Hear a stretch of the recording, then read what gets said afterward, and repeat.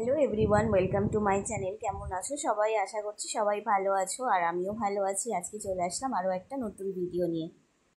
আজকের যে ভিডিওটা আমি তোমাদের সঙ্গে শেয়ার করছি সেটা 2-3 দিন আগের ভিডিওটা হচ্ছে নীল ষষ্ঠীর দিনের ভিডিও। আমার এডিট করার সময় হয়নি, সেই জন্য আমি তোমাদের সঙ্গে শেয়ার করতে পারিনি, সেই জন্য কিছুটা দেরি হয়ে গেল। তবে আজকে সেটা তোমাদের সঙ্গে আমি শেয়ার করছি।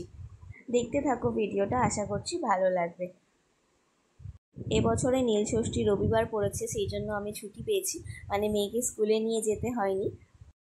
আর এবছরেও পুজোটা আমি ঘরের মন্দিরেই করছি, বাইরে কোনো মন্দিরে যাইনি। কারণ হচ্ছে মেয়ের পরীক্ষা, পয়লা বৈশাখের পরের দিন থেকেই ওর ফার্স্ট টার্ম শুরু হবে, সেই জন্য আর ওকে নিয়ে আমি কোথাও যাইনি। তবে মনটা একটু খারাপ লাগছে, কারণ বাপের বাড়ির ওখানে আজকের থেকেই মেলা শুরু।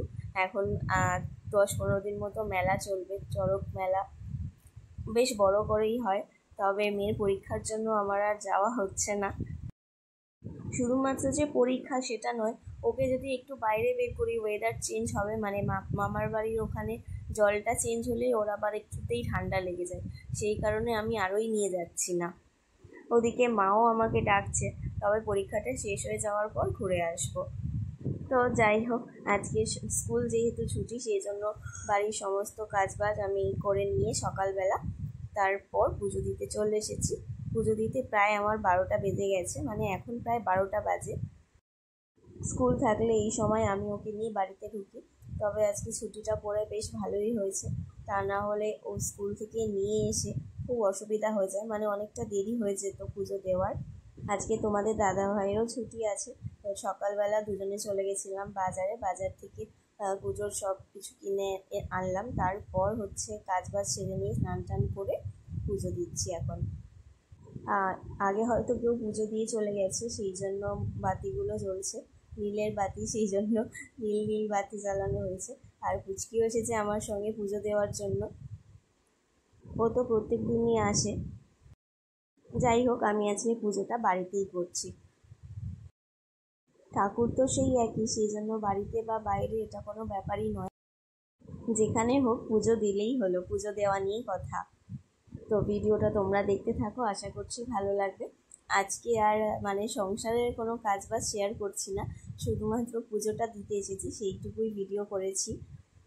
সমস্ত ভিডিও করে ওঠা সম্ভব হয়নি, কারণ তাড়াতাড়ি করে করেছি। ওই যে বললাম সকালবেলা বাজারে গেছিলাম, তো মেয়েকে নিয়ে যাইনি, আমরা দুজনেই বেরিয়ে গেছিলাম, তখন ও ঘুমাচ্ছিল, সেই জন্য সব কিছু তাড়াতাড়ি করে করতে হয়েছে, তাই আর সবটা ভিডিও করিনি।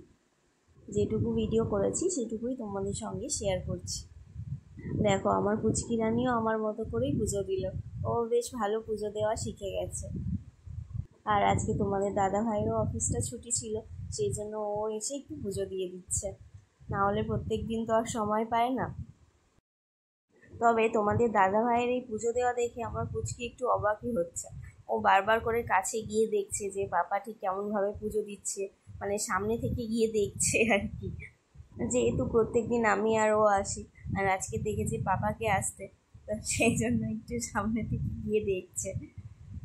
হয়তো এটা ভাবছে যে পাপা ঠিকঠাক করে পুজো দিতে পারবে কি না। তো যাই হোক, আমাদের পুজো দেওয়া কমপ্লিট হয়ে গেছে। আর বাতিটা আমি এখন জ্বালিনি, এখন আমি প্রদীপ জ্বালিয়েছি, সন্ধেবেলা এসে বাতি জ্বালাবো। আর আজকে বাইরে রোদটা দেখো কেমন উঠেছে। গরমকালে এই একটা সমস্যা, ছাদের মধ্যে একদম পা রাখা যায় না। মেয়ে ভয়ে আসে না তুলসী গাছে জল দিতে, কারণ ছাদের মধ্যে এত গরম, পা পুরো পুড়ে যায়, তো সেই ভয়েই আসে না। পুজো দেওয়া হয়ে যাওয়ার পর জামা কাপড়গুলো মেলে দিয়ে নিচে চলে যাচ্ছি। আজকে খুব বেশি কাচার ছিল না, কারণ সকালবেলা একবার কেচে নিয়েছি, যেহেতু স্কুল ছুটি ছিল। নিচে এসে আমি রান্না বসিয়ে দিয়েছি। আমি তো আজকে ভাত খাবো না, সেই জন্য আমি পরোটা আর বেগুন ভাজা করছি। অনেক দিন পর এরকমভাবে পরোটা বানাচ্ছি, মানে অনেক দিন বলতে আমি এরকম ধরনের পরোটা বানাই না।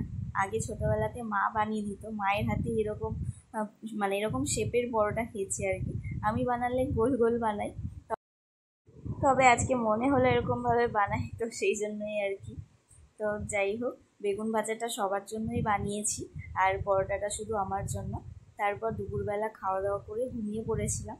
ঘুম থেকে উঠে বিকেলবেলা আজকে ছাদে এসেছি। আজকে পাপার ছুটি বলে ব্যাট বল নিয়ে চলে এসেছে খেলা করার জন্য। ও ও আবার পাপাকে বল করা শিখিয়ে দিচ্ছে, কেমনভাবে বল করতে হয়। এরকমভাবে যে ওর পাপা বল করছে সেটা ওর পছন্দ না।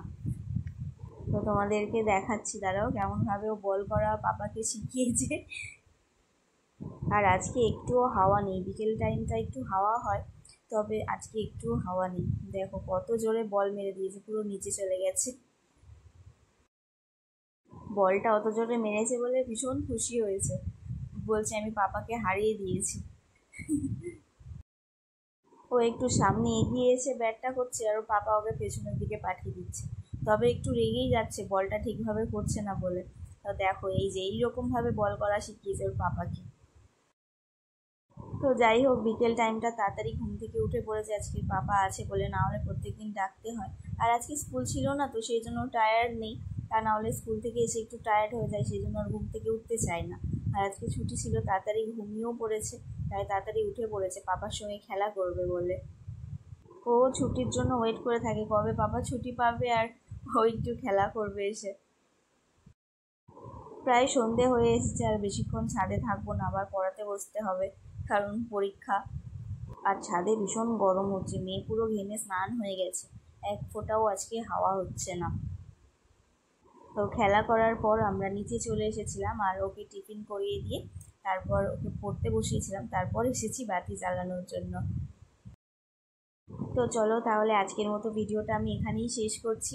আজকে সারাটা দিন কেমনভাবে কাটালাম সেটাই শুধু তোমাদের সঙ্গে শেয়ার করেছি, মানে সংসারের কাজবাজ শেয়ার করিনি আর কি, যেটুকু পেরেছি সেটুকু শেয়ার করেছি। ভিডিওটা কেমন লাগলো কমেন্ট করে জানিও, ভিডিওটা ভালো লাগলে একটা লাইক করে দিও।